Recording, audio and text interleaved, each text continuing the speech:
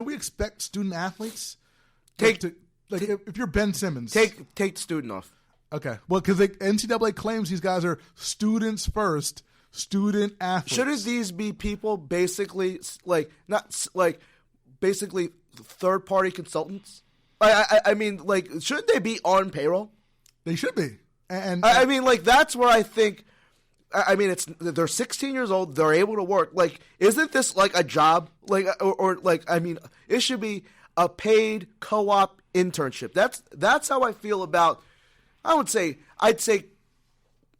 and of course you can't say that for everyone, because what about the swimmers? What about this? Because I know a couple people that are in my family that have scholarships for sports, and I'm like, that's saving my family a lot of money. Right. So where do you make how do you rationalize making different set of rules? That's where I feel it's like, I mean, but I do agree that, and I don't even know how you do it, Roy. I don't know if there's even a clear answer. I think the only thing, I mean, you're right. Like, you know, there's revenue generating sports and there's non-revenue generating sports. But even at a lot of schools, the revenue generating sports don't generate, you know, enough revenue to cover the expenses. So, I mean, aren't you at the so what you're saying is I'm going to get paid based on how much money my sport? Right, but I don't think that's necessarily fair. No, it's not fair, but it's right. This is not a black or white thing. We cannot say all college athletes should be paid. Well, no, I would say this: if you're a scholarship college athlete, if you are on scholarship, and I think they're going to try to do this at the Power Five in the Power Five conferences. If you are a scholarship athlete, I don't care if you're a basketball player or a volleyball player or you run track or whatever, you should get some kind of stipend. Like, whatever that number is, I don't know what the number is. There's smarter people than me that can figure that out. But would Ben Simmons been happy getting $110 stipend? Well, Ben Simmons would have to deal with that. Okay, I just didn't know whether Ben Simmons was like, yo, you got to pay me $30,000. No, Ben Simmons is like, I only want to go to the NBA. Like, I really don't need to deal with this intermediate step. The fact that I have to deal with this intermediate step is kind of fugazi. So, but then isn't this where the NBA comes in and removes the but I don't want that. I don't want that rule removed either, because because that, like, once again, there's a reason why this is a complex issue, because there's not a direct real solution to all this. Well, I think there's a solution, and you're right, because Mark Emmert yesterday, the NCAA president, said, "Yo, it's not our rule. Like, it's the NBA's rule. Like, in the NBA, National Basketball Association, you cannot declare for the draft until 1 calendar year after your high school class graduates. So whatever high school class you graduate with, you cannot declare with the NBA until 1 year after that." So Mark Emmert's like, it's not really our rule. Like, players have to wait a year. So for that year, a lot of those guys choose to come to the NCAA and play. Ben Simmons could have went the route that the guy Brandon Jennings, and Terrence. Was it Terrence Williams? I think Emmanuel Mudiay. I mean, there's a couple guys. Yeah, like, go to Europe or go overseas. I mean, like, if youth are so determined to not be a part of the NCAA's scheme, you have an option, right? And that's the one part I kind of disagree with Ben Simmons on. You didn't have to go to LSU. You have a recourse. It's not like you have to take them to court. I mean, like, you can take them to court, but they'll say there are other options. You'll get paid in Europe. You'll get paid more in Europe. You didn't have to go to LSU. Like, you really could have gone to a high-level league over in Europe and gotten paid for a year, which we've seen. Again, Emmanuel Mudiay, plenty of other guys have gone that route and been paid. He chose to go to LSU to play, for his godfather at LSU.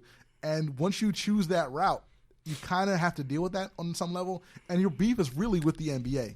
And I think the solution to all this really is the NBA should kind of have that baseball kind of option where you can either declare as a senior, a high school senior, or you have to go 2 years in the NBA. Yeah, I agree, because one, I think the overall quality of the quality of product in college basketball has been so watered down because of one and dones, just no continuity. I mean, you don't see this in football because you have to stay 3 years. You got to stay 3 years, right? You got to stay 3 years. It wouldn't even make sense, like, physically, for anybody to come out like as a high school guy, because then, like, high school guys would just get destroyed anyway in the NFL. But college guys in football have to stay 3 years. And if you give players an option, that allows the guys like the Ben Simmons or the other high school, like the Harry Giles or Jason Tatum's or whoever, those high-profile guys, the guys who can make the leap, to make the leap, and you're not restraining their trade. Like Ben Simmons' mother said, if you have a kid who's a child prodigy who plays the violin, you don't make that kid go to college, before you join the orchestra, which makes sense. I get it. But also, before this rule was implemented, how many flameouts were there? A ton. There were. I mean, that's the thing. Like, that's where I just because one, that brings down the quality of the product in the NBA. Right. Like, you're going to have no matter what you do. If you allow kids to come out of high school, at all, you're going to have flameouts. Like, you're going to have was it Leon Poe or Leon Smith? I think it was. Yeah, Leon Smith. You're going to have guys who are going to flame out. I understand if you change the rule and allow 18-year-olds to come out, you're going to have guys who have no business being in the NBA coming out, getting drafted. Not even physically, Roy. Mentally. Right. Mentally. Thankfully Ben Simmons has an awesome support system of an ex-athlete, because that's the thing. It's most I'll venture to say a lot of the people that are coming out don't have the Ben Simmons support system. No. And Ben Simmons, again, for those who didn't watch the documentary, his father, David Simmons, was a long time, one of the better basketball players in Australian basketball history, a long time. I think he played 13 years down there in Australia. Ben Simmons' sister, his older sister, one of his older sisters, she was a marketing consultant for Coca-Cola, and actually did some marketing work for Clutch Sports before Ben Simmons actually signed with Clutch Sports, his agency. So you have people around him who understand the business, who understand sports, who understands how people attack athletes at a young age. And we even see in the documentary, Ben Simmons is 18, 19 years old at LSU. He says people offered him anything he wanted, like Bentleys, Rolls Royces, watches, J's. Ben Simmons has a good support system, so he didn't get but that's the thing. What to say? What if Chris Simmons? What if you, Chris Domingo at LSU, and somebody comes up to you and says "Yo, here's the new J's. What's up?" And that's you can have them, and that's illegal. Yeah, but I'm saying, would young Chris Domingo take those J's? Probably. Probably. Well, maybe if I knew, because even as a pup, I was pretty aware, because my parents would say, I just always would worry my mom would yell at me. Like that's how I operate still to this day. Will my mom yell at me? Yeah. So I mean, my mom will yell at me if I lose my scholarship. So yeah, no, but obviously some people don't have that internal thing where they'll say "Coop." It happens all the time. Yes. Trust me, it happens all the time at pretty much every school. Athletes get offered stuff, and a lot of them take it. Oh no, and I think that was one of the things where the student athletes aren't allowed to work, because I mean, how many times in 10 years or 50 years have we seen the fake college job? Right, like the guy works at a dealership. Right. Guy works at a car dealership, doing whatever they put on the books, and then he makes $10,000. The booster slides him $500 a week, for coming in and wiping down the cars or one car, a window of a car, right? Like a window of a car, basically there's tons of that stuff all. See, over but this is why college athletics is so poopy. You can say that. Okay, I can't say that. Sorry for the pause. No, I think so. This is why college athletics is just so scandalous and just makes me ugh. And you're right. At some point, they're really third party vendors. Yes, level, we work at a college. Yes, I mean, isn't this almost the equivalent of hiring like a consultant? You're like an independent contractor. Helping you with your whatever you need to do to succeed in your college mission. Right. Win games. Right. We'll say, we're going to hire this it's a paid internship. Yeah, you're a paid intern. You're an independent contractor. You get health benefits. You get all that. Right. Yeah, you get benefits or whatever the terms of the payment agreement are. This is what I think we just stumbled on.